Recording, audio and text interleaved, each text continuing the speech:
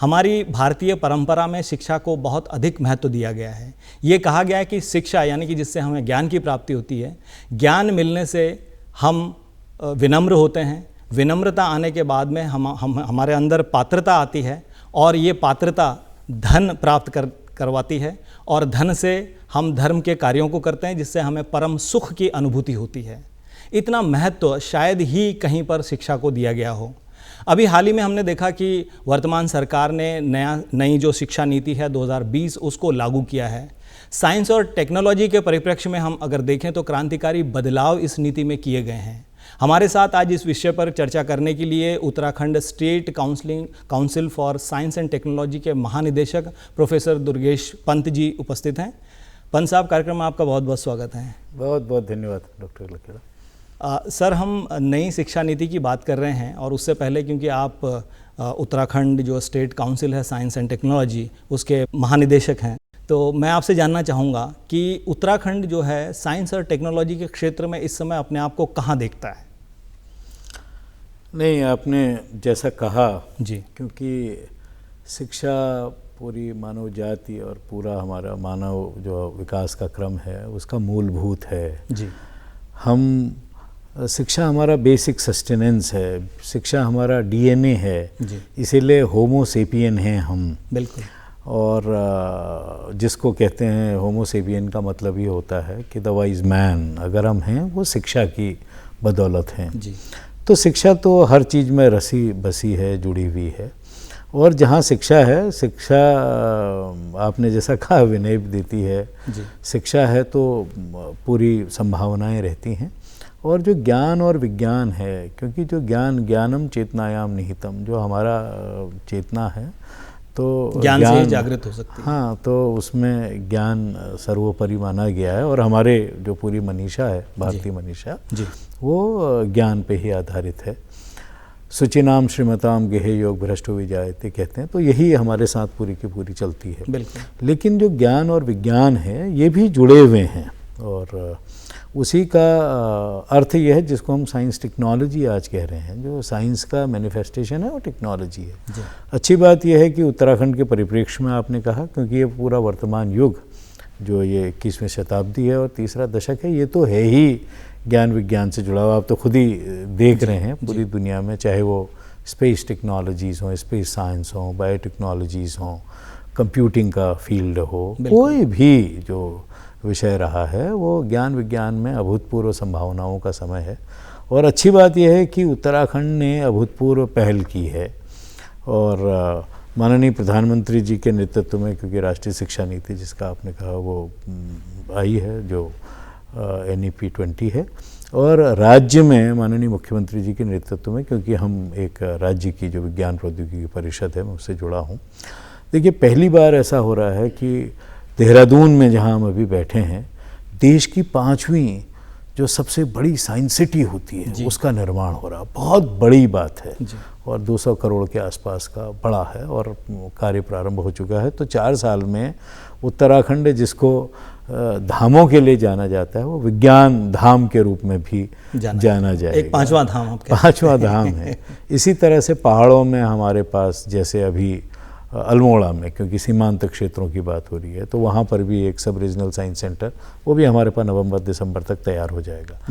इसी तरह से पूरे पहाड़ों में इस समय हमारे पास अब लैब्स ऑन व्हील्स की बात हो रही है। ये प्रयोगशालाएं हैं, लेकिन चलती फिरती प्रयोगशालाएं हों जहाँ साइंस टेक की बात हो, जिनको विद्यार्थी जुड़ पाएँ, स्कूल जुड़ पाएँ, तो उसकी बात हो रही है। AI लैब्स अभी खुल रही हैं। AI लैब देहरादून में खुल गई है। ऐसी 12 जनपदों में यह है कि हम उसको स्थापित करें।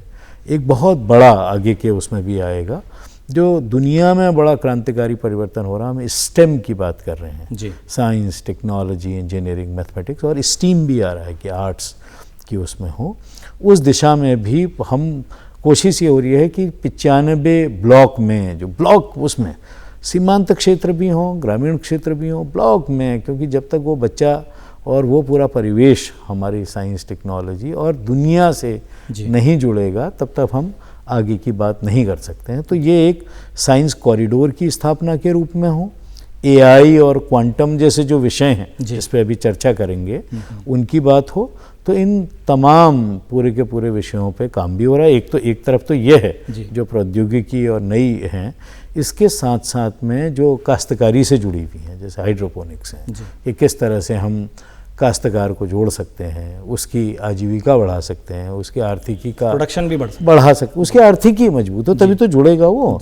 पहाड़ हमारे कैसे रहेंगे, और इकोलॉजी और इकोनॉमी दोनों का समन्वयन कैसे हो, इस दिशा में भी बात आगे बढ़ रही है। ये पूरे राज्य के लिए, यानी हम एक साइंस टेक्नोलॉजी के लिए में भी एक उन्नत राज्य की तरफ में बहुत तेज़ी से अग्रसरित हैं। ये बात मैं बहुत मजबूती से कह सकता हूँ, और इस बात को मुझे ये भी है कि हमारी STI अभी पॉलिसी आ रही, साइंस टेक्नोलॉजी इनोवेशन की पॉलिसी आ रही है राज्य में। तो ये कई चीज़ें हैं जो बहुत सुखद है। सो यूकॉस्ट के महानिदेशक होने के नाते आप ये एश्योरेंस प्रदेश की जनता को दे रहे हैं कि यहाँ पर साइंस और टेक्नोलॉजी का एक व्यापक जो है स्तर पे कार्य होगा और लोगों को उसका लाभ अवश्य मिलेगा, चाहे वो काश्तकार हों या जीवन के किसी भी क्षेत्र से जुड़े हुए लोग हों, वो इसका लाभ ले सकेंगे। ये जो बृहद वृत्त आपने बताया है, तो क्या ये भी सरकार की जो शिक्षा नीति आई है, राष्ट्रीय शिक्षा नीति, उसी का एक हिस्सा है जो आप कह रहे हैं कि एक बड़े साइंस सिटी की हम बात कर रहे हैं? अब आप ये मान के चलिए ना, क्योंकि सारी की सारी चीज़ें इंटरवोवन होती हैं, सारी चीज़ें जुड़ी हुई होती हैं। अगर ये जुड़ी हुई हैं तो उसमें काश्तकार भी होगा, उसमें जो हमारा एंटरप्रेन्योर है वो भी होगा, हमारा छात्र भी होगा, जो शोध करने वाला वो भी होगा, हमारी महिलाएं भी होंगी, हमारा व्यापारी भी होगा, कृषक भी होगा, सभी हैं। इसी के लिए जैसे मैंने अभी कहा कि 30 हमारे अभी पेटेंट के सेंटर्स खुल रहे हैं। आपने कहा कि ये होगा, लेकिन ये कई चीज़ें वर्तमान में चल रही हैं और हो रही हैं। जैसे अभी 30 हमारे केंद्र स्थापित हो रहे हैं और कोने कोने में पूरे राज्य भर में 30 पूरे होंगे। तो आप मान के चलिए कि जिसका आइडिया इज़ पावर, आप देखते ही हैं दुनिया में जो इस समय का मूल मंत्र है आइडिया इज़ पावर, उस आइडिया को भी हम पेटेंट करें। हमारे पास कोई बहुत नोवेल इनिशिएटिव है उसको पेटेंट करें। तो जो हमारी ब्रांड्स हैं, सारी चीज़ें हैं, GI है जिसकी हम बात करते हैं, तो इसके लिए भी अभी 30 स्थापित हो रहे हैं। इसी तरह से जो हमारे साइंस सेंटर्स हैं, अभी दूसरे में भी हम, क्योंकि 13 जनपदों के लिए ये कोशिश हो रही है कि उसमें साइंस सेंटर्स हमारे बने। तो अगर हमारे पास, आप मान के चलिए कि अगर हमारे पास वो साइंस सेंटर्स बने, वो किसके लिए हैं?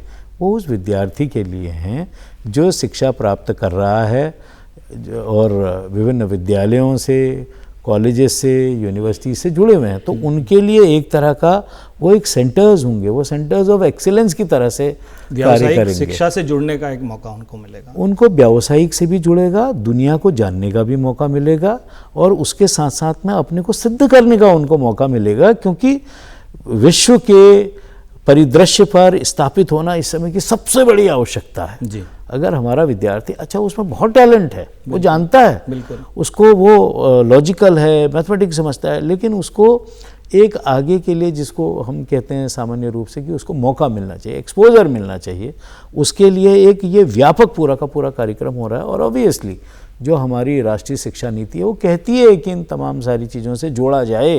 ये खाली सिर्फ एक इस तरह का थ्योरेटिकल, जिसको हम कहते हैं कि उसी से जुड़ के न हो कि हमने परीक्षा दी, एक आपके पास आया, उसी से जुड़ का जो एक बड़ा रेटोरिक सिस्टम रहा है, जिसको हम कहते हैं कि फैक्ट्री लाइक एजुकेशन, कि आपने उसमें विद्यार्थी गया एक स्कूल में, हमने उसको रखा, वहाँ से उसको डिग्री प्राप्त हुई, वो बाहर निकल गया, उसके बाद इतनी बड़ी आप जद्दोजहद माध्यम जो चल रहा था, हाँ, जो बहुत बड़ी जद्दोजहद है कि उससे उसको आगे बढ़ के वो कैसे एक एलिगेंट सिटीजन बने, ताकि अपना भी नाम करे, परिवार का भी करे और पूरी देश का नाम करे और विश्व पटल पर स्थापित हो। उसकी दिशा में ही जो सोच है ना, जो बड़ी सोच है राष्ट्रीय शिक्षा नीति की, वो इसी तरफ को है जी। तो बहुत सारे कार्यक्रम इसमें चलाए जा रहे हैं और बहुत सारा काम इसमें होना है, क्योंकि हमारा जो टॉपिक है आज का वो क्रांतिकारी बदलावों को लेकर के है।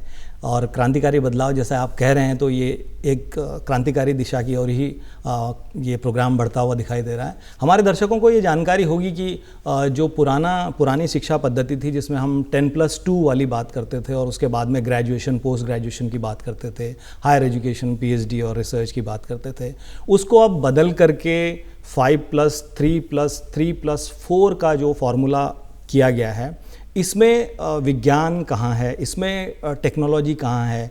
जैसे हम बात करें कि जो एलिमेंट्री एजुकेशन है उसके लिए 5 साल निर्धारित किए गए हैं। बच्चे की उम्र 3 से 8 साल की होगी तो तब वो 3 साल प्री स्कूलिंग और उसके बाद में पहली और दूसरी कक्षा में जाएगा। उसके बाद में 8 से 11 जो हम दूसरे 5 के बाद में +3 कह रहे हैं, तो उसमें वो जो है तीसरी चौथी पाँचवीं 3 क्लास पढ़ेगा। और उसके बाद में जो है वो 6ठी 7वीं 8वीं पढ़ेगा। और फिर अगले जो 4 साल होंगे उसमें 9वीं 10वीं 11वीं और 12वीं पढ़ेगा। और उसके बाद वो ग्रेजुएशन के लिए जाएगा, पोस्ट ग्रेजुएशन के लिए जाएगा।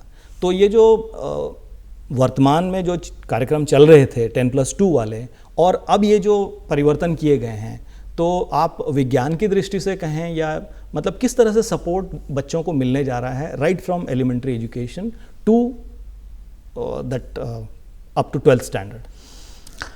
देखिए, ये जैसे आपने बताया और बिल्कुल ठीक बताया कि 5+3+3+4 का मॉडल हमने ये जो नई शिक्षा नीति बात करती है, ये बहुत दुरूह, ये बहुत कॉम्प्लेक्स नहीं है जी। हम आज तक भाई देखिए 86 में हमारा जो अंतिम हमारी शिक्षा नीति आई थी वो 86 में आई जी। 92 में थोड़ा बदलाव हुआ उसमें, लेकिन सोचिए कि 89 में www आ गया, इंटरनेट जिसको हम कहते हैं www, और उसने दुनिया बदल दी।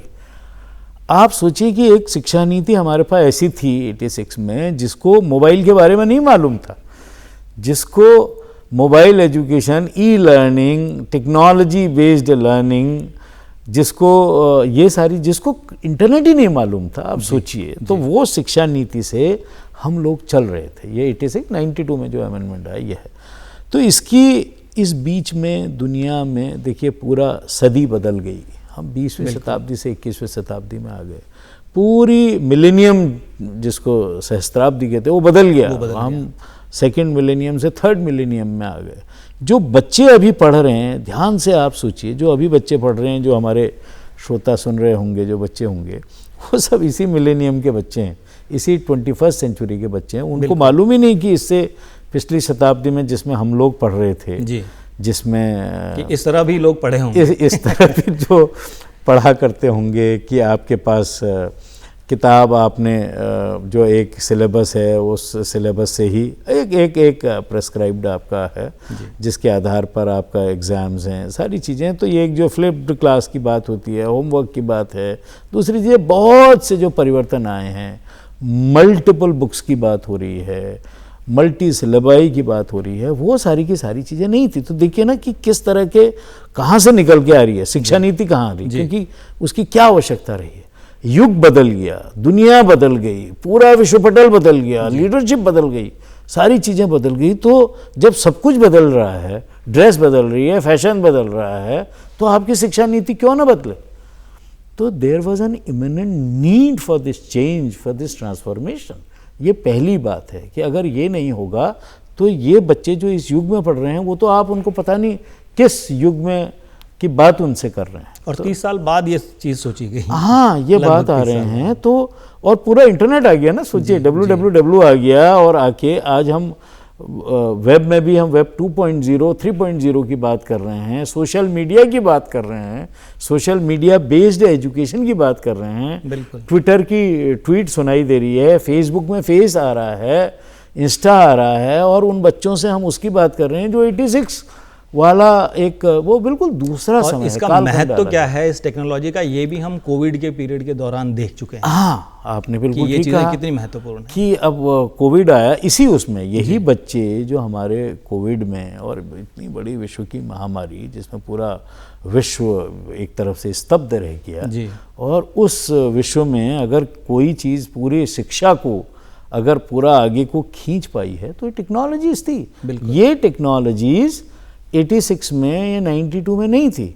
तो ये धीरे से जो आगे बढ़ने का उपक्रम हुआ और कमाल का काम हुआ। देखिए, लाखों लोगों की ओपिनियन, कस्तूरी रंगन साहब जैसा विद्वान व्यक्ति और माननीय प्रधानमंत्री जी का संरक्षण, और उसमें अच्छी बात ये थी कि हमारे ही इसी क्षेत्र से, उत्तराखंड से ही, वो उस समय HRD के मिनिस्टर थे डॉक्टर निशंक। तो ये अपने आप में भी हम लोगों के लिए एक बड़ी गौरव की भी बात है कि वहाँ से एक चीज़ आ रही है, एक राष्ट्रीय शिक्षा नीति का होना बड़ी बात है। देखिए इवॉल्विंग है, ये भी इवॉल्व होगा, लेकिन इस समय के साथ की ये सबसे बड़ी आवश्यकता थी जिससे जुड़ते। तो मुझे लगता है कि जो पूरा का पूरा रोल है साइंस टेक्नोलॉजी का, जो उसका देखने का नज़रिया है, जो उसको करने का नज़रिया है, जो बच्चे इससे जुड़ रहे हैं आज के, देखिए वो ये जनरेशन वो है जो बहुत सी चीज़ों में जो पुरानी जनरेशन है उससे बहुत आगे है इन टर्म्स ऑफ अंडरस्टैंडिंग। तो उनकी, क्योंकि उनके डीएनए में आ गया, टेक्नोलॉजी उनकी डीएनए में आ गई। मोबाइल आप जब पढ़ते होंगे आपको नहीं मालूम होगा आपने ये, लेकिन आज जो बच्चा है उसको तो पहले दिन से मालूम है जी। उसको मालूम है कि YouTube में कौन सा लेक्चर होता है, बिल्कुल उसको ये मालूम है कि कौन सा पोर्टल है, दीक्षा पोर्टल अगर है वो जानता है कि उसका जो पूरा सिलेबस है उसमें है, उपलब्ध है। तो ये शिक्षा नीति में रची बसी है, ये विज्ञान प्रौद्योगिकी में रची बसी शिक्षा नीति है जो आगे को ले जाने के लिए फॉरवर्ड लुकिंग शिक्षा नीति है, जो आगे के लिए भविष्य के लिए तैयार करती है इस पीढ़ी को, बताती है कि कितनी संभावनाओं की दुनिया है और कितना कुछ हो सकता है। प्रोफेसर साहब एक और सवाल इसी चीज़ से, क्योंकि आप साइंस एंड टेक्नोलॉजी से आते हैं, तो इसमें बात की गई है कि कक्षा 1 से 5 तक जो है वो क्षेत्रीय भाषाओं में पाठ्यक्रम चलेंगे, जहाँ अभी तक हम हिंदी और अंग्रेजी के द्वंद्व से ही बाहर नहीं निकल पाए हैं। वहाँ पर साइंस जैसे विषय को, मैथमेटिक्स जैसे विषय को अंग्रेजी में को छोड़कर और क्षेत्रीय भाषाओं में पढ़ाने की जब बात की जाती है तो कितनी प्रासंगिक है?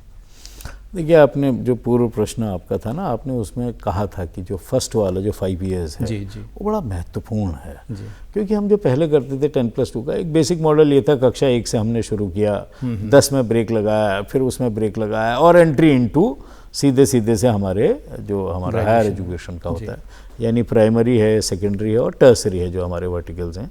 पीएचडी हम मान के चलते थे कि हम उसके बाद अगर सब कुछ हो जाएगा, तो ये एक बेसिक था। यहाँ हमने ये मान के चले, अब तो प्री नेटल की बात होती है, आपको तो पता ही है ना, अभिमन्यु और वो पूरा का पूरा कि आप माँ के गर्भ से ये शिक्षा का प्रारंभ होता है। और ये हमारी मनीषा कहती है, हमारे पूरा का पूरा जो जिस तरह से हमारा ज्ञान है, जिस तरह से हम मान के चलते हैं कि जो संस्कार है हमारे पढ़ते हैं बिल्कुल प्रारंभ से ही, तो जो ये शुरुआती वाला था ये जॉयफुल था जी। बच्चे को सिलेबस की बात नहीं है, वो बैगलेस है, वो स्कूल में जा रहा है, अरे वो देखे ना, प्रकृति से सीखे, वो जा रहा है, कोई ज़रूरी थोड़ी है कि वो सीधे से आके आप उसको एक सिलेबस दे दिया और उसको सारी चीज़ें करनी है। नई शिक्षा नीति कहती है एक्सप्लोर करे, बच्चा देखे, आसपास देखे, वातावरण देखे, समझे, हवा का आनंद ले, फूलों का आनंद ले, जिस तरह से हम उसको कह रहे हैं। ये है वो जो 5 में से जो शुरुआती वाला है, स्पेशली 2 ईयर जिसको हम कह रहे हैं कि आंगनवाड़ी जो उसके लिए जुड़ी होंगी, या हम इस तरह के लिए जिस तरह के केंद्रों की स्थापना कर रहे हैं, ये प्रिपरेटरी है, ये तैयारी करनी है उसको इस जो एजुकेशन वाला जिसको हम कहते हैं कि फॉर्मल एजुकेशन में एंट्री के लिए। जैसे एक तो वाला था ना कि उसको झोंक दिया पहले दिन से जी। कि रोते धोते बच्चे को हमने भारी बैग लादा और उसको भेज दिया। ये है कि बच्चा आनंद में जाए, मुस्कुराते हुए जाए, खेलते हुए जाए। वो गया वहाँ, उसका कोई बैग नहीं है प्रारंभ में। तो ये एक तरह का रिसर्चिंग है, you are giving a feel of the environment, of the ecology, of the system around him। ये पूरा का पूरा सिस्टम है। तो ये एक तरह की रिसर्चिंग इनटू है, जो जिज्ञासा है सीखने की, वही रिसर्च है। सहज महसूस करेगा बच्चा, सहज महसूस, जो वातावरण, जो भाषा संप्रेषण की उसके घर में बोली जा रही है वही स्कूल जा रही है, वो उससे वो बोले। ये बिल्कुल ठीक बात है कि जो इसमें कहा गया कि ये बड़ा महत्वपूर्ण है। आपने बहुत अच्छा प्रश्न किया कि हिंदी में भी है, जो हम बात करते हैं कि द्विभाषा त्रिभाषा, कि अंग्रेज़ी में भी है, विशेष रूप से विज्ञान, और इसमें हम कहते हैं कि ये अंग्रेज़ी और हिंदी में इस तरह का एक जो आपने कहा कि किस में किया जाए।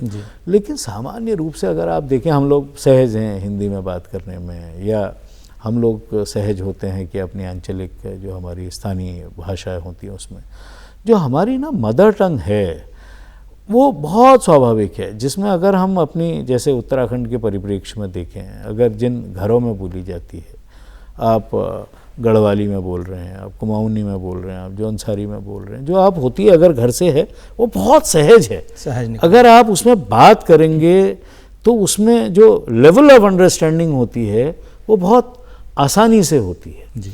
जब आप अंग्रेजी में करते हैं इसी बात को, जिससे मैं वाला हुआ, तो पहले आप ख़ासतौर से विशेष रूप से आपने भी वो पीढ़ी देखी है, मैंने भी देखी है, बिल्कुल, कि अंग्रेज़ी में अगर हुआ करता है तो पहले आप उसको अंग्रेज़ी में दिमाग में उसको ट्रांसलेट करते हैं हिंदी में और उसके बाद समझने की कोशिश करते हैं कि अब मैं इसका संप्रेषण क्या करूं। मैं आपको बता रहा हूं कि हमारी लर्निंग का, हमारी समझ का, हमारी जानकारी का, हमारी जिज्ञासा इसी बात में समाप्त हो जाती है, क्योंकि हम इस भाषा के दंगल में फंस जाते हैं अंग्रेज़ी के, और हम यही नहीं समझ पाते हैं कि जो हमारे दूर दराज ग्रामीण क्षेत्र का, उत्तराखंड का उदाहरण ले लीजिए, दूर दराज से आया बड़ा ब्रिलियंट बच्चा होता है, सब जानता है, अब उसको फिजिक्स पढ़नी होती है, मैं यहाँ की नहीं, मैं हायर की बात कर रहा हूँ या आगे की क्लासेस की बात कर रहा हूँ, करनी होती है, लेकिन क्योंकि वो अंग्रेज़ी में है, उसको कोई और किसी दूसरी माध्यम में नहीं पढ़ाया जा रहा है, तो पहले तो आधा तो कष्ट इसमें होता है कि वो किस तरह से उसका अनुवाद करे, समझे, एक डिक्शनरी लेके समझे। ऐसा हुआ है और मैंने भी इस बात को महसूस किया है बहुत लंबे समय तक। ये बात अलग है कि उसके बाद होते होते दुनिया भर में रहे हैं और देखा है, तो एक ये बहुत सहज हो जाता है। लेकिन समझ जो है, आप देखें ना, दुनिया में जो बेस्ट ऑफ फिजिसिस्ट हुए हैं, जो 20th सेंचुरी थी, द बेस्ट ऑफ, आपने आइंस्टाइन जानते हैं, बोर जानते हैं, प्लैंक जानते हैं, ये सभी लोग जितना दुनिया भर का हुआ अपनी भाषा में समझाया उन्होंने चीज़ को। उसके बाद भाषाओं का जो दूसरा वाला रहा है कि जिसको विश्व भाषा के रूप में कहें, जो ग्लोबल रूप में अंग्रेज़ी की बात होती है, अपनी भाषा को सदैव उसको प्रमोट भी करना चाहिए, उसमें लेखन का, शिक्षण का कार्य होना चाहिए, और ये भावना अगर है कि उसमें हो, वो भाषाएं सब सीखें, कोई दिक्कत नहीं है, आप सबसे सर्वश्रेष्ठ आप भाषाओं को जानने वाले व्यक्ति बने, कोई दिक्कत नहीं है। लेकिन अगर स्थानीय भाषा से आपको लाभ हो रहा है, आप समझ सकते हैं मातृभाषा से, तो इससे अच्छा और क्या हो सकता है। हम अपने बच्चों को, विद्यार्थियों को, उनको हम बड़ी चीज़ों के लिए उनको पारंगत बनाएं, आगे करें, और मुझे लगता है कि संभावनाएं अनंत हैं। बिल्कुल, जिस तरह से प्रोफेसर साहब समझा रहे हैं, जो नई शिक्षा नीति है, इसीलिए हम क्रांतिकारी बदलाव इसको बार बार कह रहे हैं। चैट जीपीटी की सर आपने बात की, तो आज की जो परिस्थितियां हैं उसमें हमारा बच्चा चैट जीपीटी पे गाय पर निबंध उसमें से निकाल सकता है लिख के। तो जहाँ पर ये सुविधाएं उपलब्ध हैं वहाँ पे क्रांतिकारी बदलाव, और स्पेशली साइंस और टेक्नोलॉजी को लेकर के, तो होने ही चाहिए, और निश्चित रूप से इसका स्वागत भी किया जाना चाहिए। हम थोड़ा सा और आगे बढ़ते हैं कार्यक्रम में भी और अपने सवाल जवाब में भी, और माध्यमिक शिक्षा से ऊपर उठकर हम आते हैं हायर एजुकेशन पे, जहाँ पे मल्टीपल एंट्री और मल्टीपल एग्ज़िट की बात की गई है। अब हमने तो इस चीज़ को जान लिया, लेकिन हमारे जो दर्शक हैं उनके समझने के लिए हम बता दें कि ये मल्टीपल एंट्री और एग्ज़िट जो है वो ये है कि 3 साल का जो कोर्स है, जो डिग्री कोर्स होता है यूजुअली, उसको आप 4 साल का भी कर सकते हैं, और पहले साल आपने एंट्री ले ली, आप 1 साल करके भी छोड़ सकते हैं, 2 साल करके भी छोड़ सकते हैं, 3 साल करके भी छोड़ सकते हैं, चौथा साल रिसर्च के लिए दिया गया है, और फिर आप पीजी के लिए जा सकते हैं। तो जो पहला साल है, पहला साल अगर आपने पूरा कर लिया ग्रेजुएशन का, तो आपको ग्रेजुएशन का सर्टिफिकेट मिल जाएगा। दूसरा साल करके एक डिप्लोमा मिल जाएगा अगर आपने 2 साल कर दिए, और किसी कारणवश आप डिग्री पूरी ना कर पाए आपकी, तो आपके वो 2 साल जो हैं व्यर्थ नहीं जा रहे हैं, आप डिप्लोमा लेके जा रहे हैं। तीसरा साल आपने पूरा कर लिया तो आपको डिग्री मिल रही है, और चौथा साल रिसर्च का है, तो उसमें आप शोध कर रहे हैं। और इसके बाद में जब पीजी लेवल पे आप आते हैं, तो यदि आपने 3 साल की डिग्री की है तो पीजी आपका 2 साल का होगा, स्नातकोत्तर जिसकी हम बात करें। और अगर आपने 3 साल की डिग्री कंप्लीट की है तो आपको 2 साल स्नातकोत्तर में देने पड़ेंगे, पीजी डिग्री के लिए देने पड़ेंगे। तो इस तरह के जो बदलाव किए गए हैं, तो यहाँ पे आप क्या देखते हैं कि इन बदलावों से युवाओं को क्या फ़ायदा मिलने वाला है?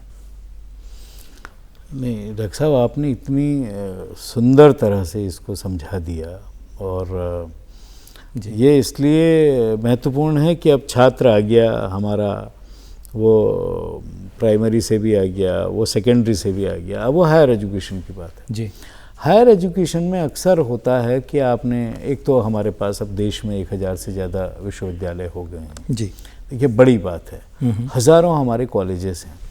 अब एक छात्र है, मैं एक छात्र हूँ, किस परिस्थिति में, और दुनिया में ऐसा होता है, ये दुनिया का मॉडल है, आपने एडमिशन लिया, आपकी परिस्थिति नहीं है करने के लिए, या आप चाहते हैं, फिर जो आपने कहा, आप शोध से जुड़ना चाहते हैं, आप दुनिया को एक्सप्लोर करना चाहते हैं, आप समझना चाहते हैं चीज़ों को, उसके लिए आपने उसके बाद कहा 1 साल के बाद कि let us give it a break, मैं कुछ ये दूसरा काम करना चाहता हूँ।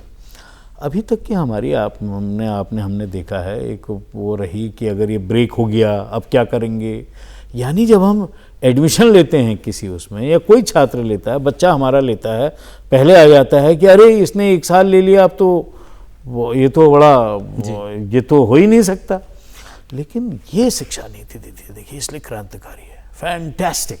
उसने आपको ये ऑप्शन दिया कि ठीक है आपने 1 साल किया है, आपने बीएससी में एडमिशन लिया, उसके बाद वो आपको मौका दे रही है कि आप दूसरी चीज़ें एक्सप्लोर करिए, हो सकता है आप दूसरी चीज़ एक्सप्लोर करना चाहते हैं। यदि किसी कारणवश पढ़ाई छूट भी जाए तो आप बाद में भी आगे आपकी रीएंट्री है जी।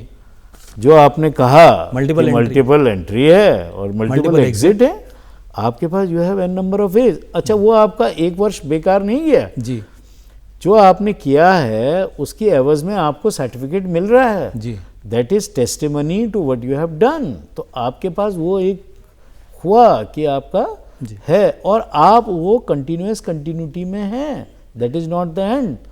और इसके साथ में आपका क्रेडिट बन रहा है, जो एक बड़ी बात हो रही है कि तमाम विश्वविद्यालय सारी पूरी की पूरी चीज़ें जो बुके और प्रोग्राम्स हैं आपके पास, अलग अलग प्रोग्राम्स हैं, इसके साथ में जैसे अभी हमारा प्राइमरी में भी सेकेंडरी में भी वोकेशनल का इसमें प्रोविजन है, इसी तरह से यहाँ है कि अल्टीमेटली जो शिक्षा ली जा रही है, एक तो जो हम ज्ञान की बात करते हैं या यूनिवर्सिटीज़ जो बात करते हैं, यूनिवर्सिटीज़ नॉलेज क्रिएशन के सेंटर्स हैं, जहाँ अब वो हमारे वहाँ तो भाई नालंदा की परंपरा है, तक्षशिला की परंपरा है, ज्ञान के बड़े केंद्र हुआ करते थे। जब विश्व ने अपनी आंखें नहीं खोली थी तब हमारे वहाँ ज्ञान के केंद्र हुआ करते थे, ये बिल्कुल है और सिद्ध है। और वहाँ पर एक ये परंपरा हम अब ये शुरू हो रही है ज्ञान की, फिर से ज्ञान ज्योति जलाने की, जिसमें हम कह रहे हैं कि 1 वर्ष हुआ आप जाइए सीख के आइए, फिर एंट्री लीजिए, 2 वर्ष हुए आप आइए, फिर आपको फिर मौका मिल रहा है, 3रा वर्ष हुआ। और विभिन्न विश्वविद्यालयों में आप विभिन्न विश्वविद्यालय एक्सप्लोर करिए, देखिए, हो सकता है किसी वहाँ कोई बुक है और आपका क्रेडिट जमा होते जा रहा है।